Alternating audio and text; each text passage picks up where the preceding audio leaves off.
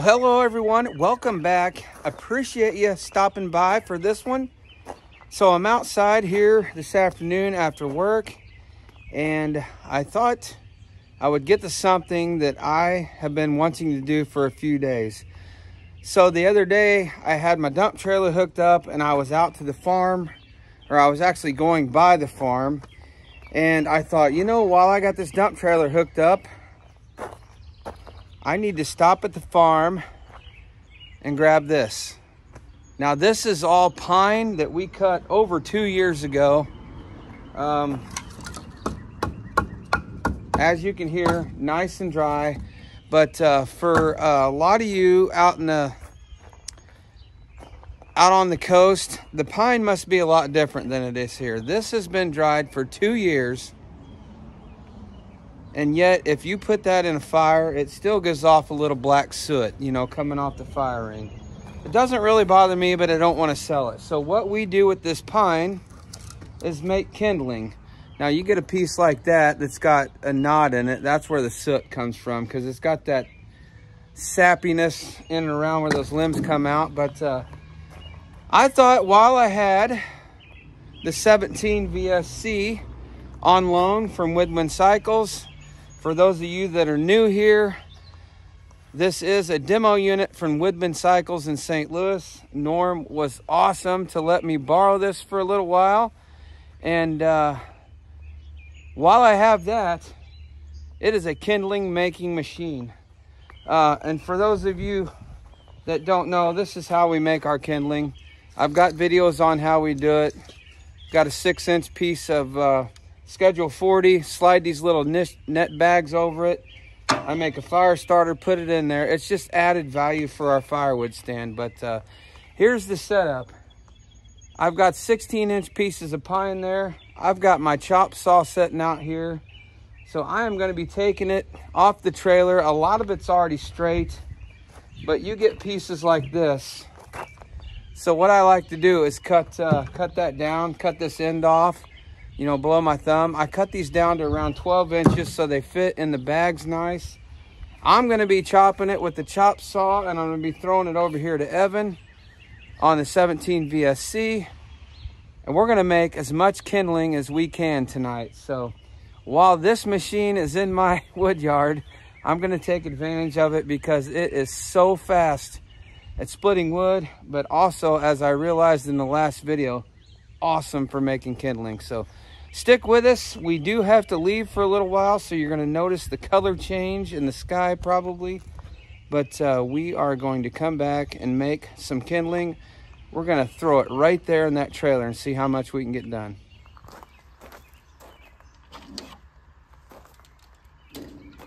Well, there's been a slight change of plans. Same process, just me in both places. Something come up for Evan after we had dinner, and he's got other engagements, so I'm going to be running solo here. So we're going to start cutting this pine up.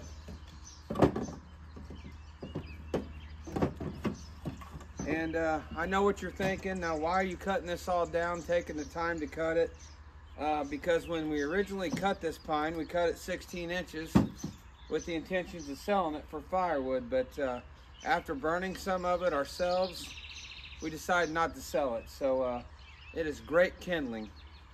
So I'm gonna get busy here.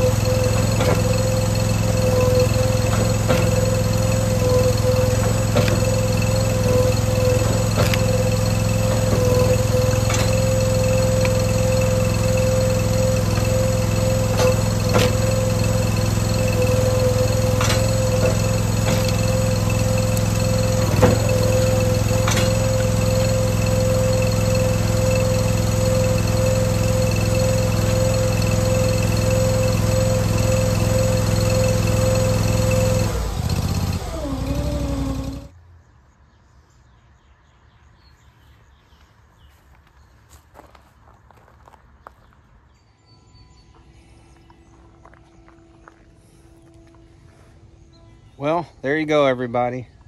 I realized right away that you may not want to watch me make kindling for too long, so I kind of sped that up. But as you can see, I'm losing daylight, running out of time here. We stayed for dinner with family a little too long, but I got a pretty good amount of kindling right there. You can't beat how precise you can get this wedge.